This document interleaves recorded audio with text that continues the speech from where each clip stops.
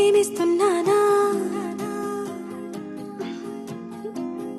ఉన్నానా ఉన్నానా నేను నీలోనే ఉన్నానా నాలోనే దాగున్నా నిన్నే నే ప్రేమిస్తున్నానా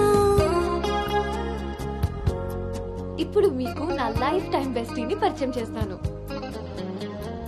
వైజాగ్ లో ఎన్ని బీచ్లున్నా ఈ బీచే ఎందుకు ఇష్టం అంటే మా నాన్న నాకు పరిచయం చేసిన బెస్ట్ ఫ్రెండ్ ఇదే. నా కష్టాన్ని ఇష్టాన్ని మనసుకి కూడా చెప్పుకోలేని కొన్ని ఫీలింగ్స్ ని దీంతోనే షేర్ చేసుకుంటా. So finally my soulmate. ముగిసే కథలో మలుపే మలిచింది నీపై ఇష్టం తెలిపే దారే లేక సతమతమవుతున్నా నేస్తం చేరదీసి చేరనన్న చూపుల్లో చేరేదేలా భాషలేని బంధాన్ని ముడివేసుకున్న నాడు ధ్యాసే నువ్వై వస్తున్నా అడుగడుగు నీతో నేడు నా నువ్వైతే అరనవ్వైనా అందిస్తావని చూస్తున్నా ఉన్నా ఉన్నా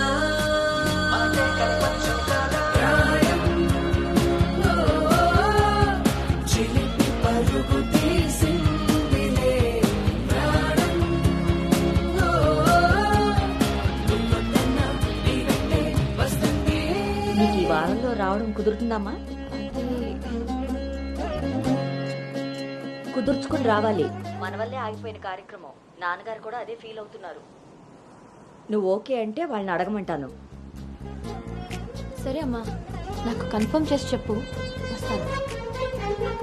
ఎప్పుడు ఎక్కడో అప్పుడే అంతటితో సెలవనుకుందా ఇదిగో ఇప్పుడే ఇక్కడే నేను వింటే నడిచేస్తున్నా హత్తుకున్న పొత్తు పేరు ప్రేమని తెలిసిందిరా నమ్మేదిరా పెదవే దాటే నీ మాటే బరువెక్కి ఆపిస్తావో హృదయం తాగే చోటే నీ చిత్రం ముద్రిస్తావో ఉందో లేదో తెలియని ప్రేమకు సతమతమైపోతున్నానా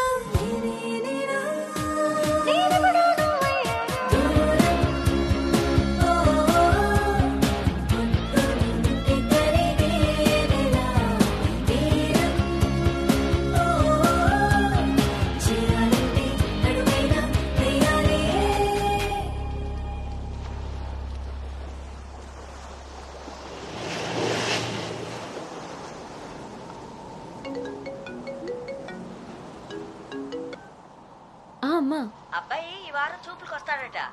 ఇప్పుడే ఫోన్ వచ్చింది. నీకేం పనులున్నా త్వరగా తెలుసుకుని వచ్చేయి. వినపడుతుందా? అను అను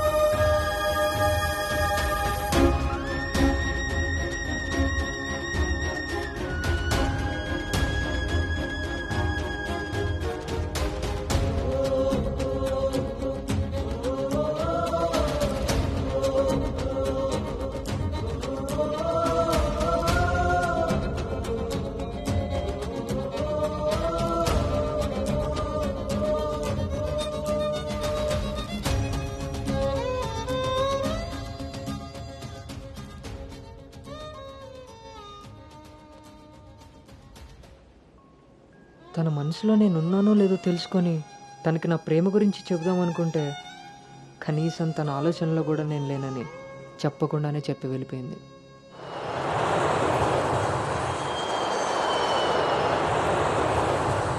కలర్ పెరగడానికి చూసినట్టు హైట్ పెరగడానికి కూడా ఏమైనా ఉంటే బాగున్నావు.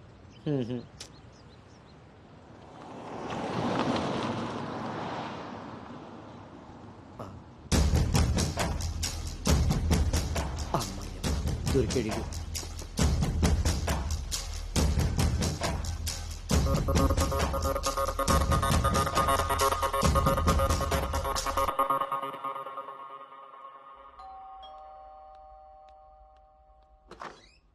హాయ్. నాన్నా ఏంటి సర్ప్రైజ్? కూర్చో నాన్న.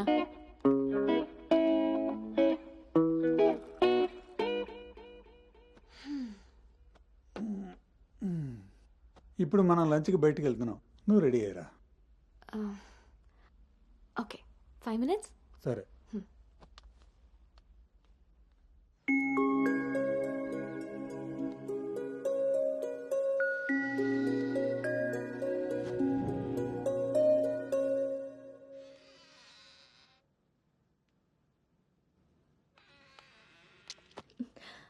Hi. Hi. Tea? No thanks. Hello, ఎక్కడున్నావురా? అది అది లేదు ఇది లేదు, నువ్వు అర్జెంటుగా నోటెలకి రా, అర్థమైందా? ఓకే.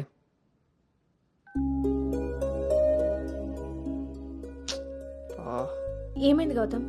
అర్జెంటుగా నోవోటెల్కి వెళ్ళాలి, క్యాబ్ బుక్ అవ్వట్లేదు. నేను డ్రాప్ చేస్తాను కదా.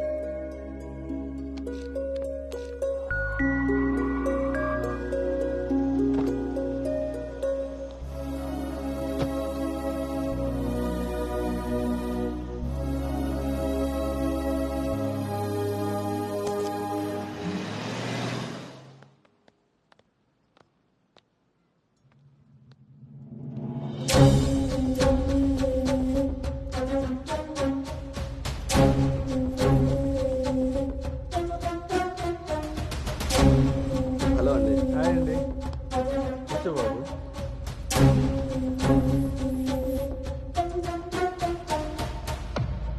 బాబు, మా అమ్మాయి అను. నా మేనల్లుడు గౌతమ్. మా అమ్మాయి ఇక్కడే స్మార్ట్ వర్క్ సొల్యూషన్స్లో వర్క్ చేస్తాను. ఓహో, ఏం కావాలి బాబు? ప్రైవసీ కావాలన్నగారు. మనం వీళ్ళకి పెళ్లి చూపులు అరేంజ్ చేసి మనం వాళ్ళనే చూస్తూ కూర్చుంటే ఇంకా వాళ్ళు ఏం మాట్లాడుకుంటారు? ఓ కదా, పదండి రండి. వెళ్దాం.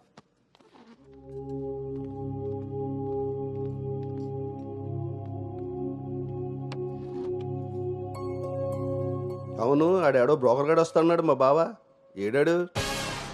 రావాల్సిన సమయానికంటే గంట ముందే వచ్చాను. ఓ, బాగా ఖాళీగా ఉన్నావు అనమాట. వీటితో జాగ్రత్తగా ఉండాలి. పోలీస్కి ఒక పెద్ద ముగుడుకులో ఉన్నాడు. వచ్చింది హోటల్కి, కళ్ళజోడితి. హలో, నమస్కారం. నమస్కారం. ఈడు పేడు మొత్తం. Sir, order please. ఇక్కడ కదా ఆ టేబుల్ వేసి.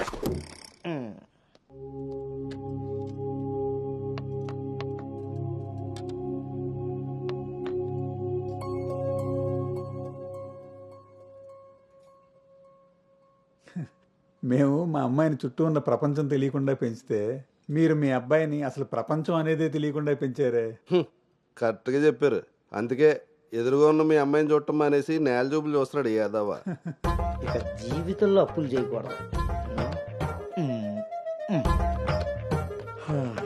ముందు సాలిపేట ఎర్రాజుగాడి అకౌంట్ సెటిల్ చేయాలి. ఎస్.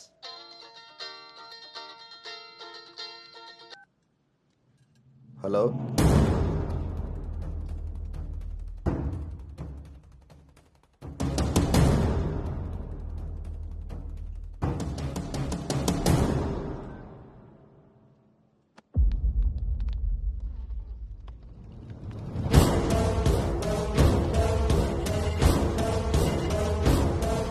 పోరా. నువ్వు హైదరాబాద్ వచ్చి ఎన్ని రోజులైందమ్మా? 7 months అంకుల్. నీకు రిషి అప్పుడే బోర్ కొట్టేశాడా? మా వాడితో పెళ్లి చూపులకి రెడీ అయిపోయావు. రిషి తెలుసా లేదా?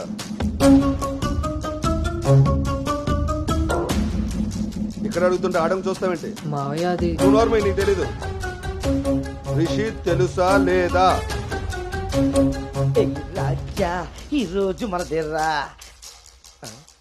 మావయ్య ఒకసారి ఏయ్, చెప్పి నువ్వు నార్మల్, ఇంకోసారి మాట్లాడామంటే నేను వెళ్ళిపోతా. సార్, ఏం జరిగిందండి? ఏయ్, నువ్వు ఉండవయ్యా. నీకు తెలుసా లేదా? నిన్నే అడుగుతున్నా.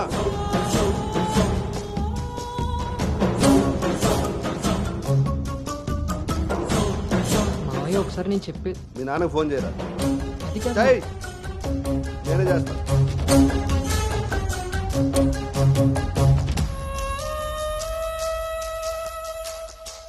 ఇక్కడ ఏదో పులిహోర అయినట్టుంది.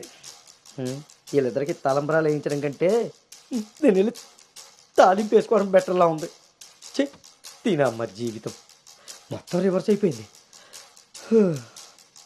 అదేం నోటితో వాగిందో అదే జరిగింది. అమ్మాయికి అబ్బాయిని పరిచయం చేసావా? నేను వీళ్ళకి మనవాడిని మాత్రమే పరిచయం చేశాను, కానీ వీళ్ళు వాళ్ళకున్న చాలా కొత్త యాంగిల్ చూపించారు బావా. మీరు మంచోళ్ళు కాబట్టి ఆ రోజు పెళ్లి చూపుల్లో కళ్ళు తిరిగి పడిపోతే ఒంట్లో బాగోలేక పడిపోయింది అనుకున్నారు. ఒళ్ళు కొవ్వెక్కి కొట్టుకుని పడిపోయిందని తెలుసుకోలేకపోయారు. ఊళ్ళో పెట్టాల్సిన పెళ్లి చూపులు గుట్టు చప్పుడు కాకుండా ఇక్కడెందుకు పెట్టారో తెలుసా బావా? నలుగురికి తెలిసేలా అక్కడ పెడితే ఈవిడి గారి బాగోతం మనకెక్కడ తెలుస్తుందో అని జాగ్రత్తగా ప్లాన్ చేసి మీకు సంబంధం లేని ఒకటి మీకు మనవని చేద్దామని చూస్తున్నారు.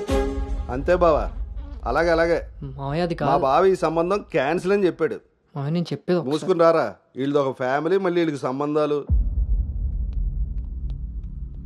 ఎవరైనా మన మాట అన్నప్పుడు మనకు కోపం వస్తే ఆ మాట అబద్ధం, బాధ వస్తే ఆ మాట నిజం. మీరేం ఫీల్ అవుతున్నారో ఆలోచిస్తే మీకే అర్థం అవుతుంది నేను అన్న మాటలు అబద్ధాలా నిజాలా అని. నువ్వు రారా.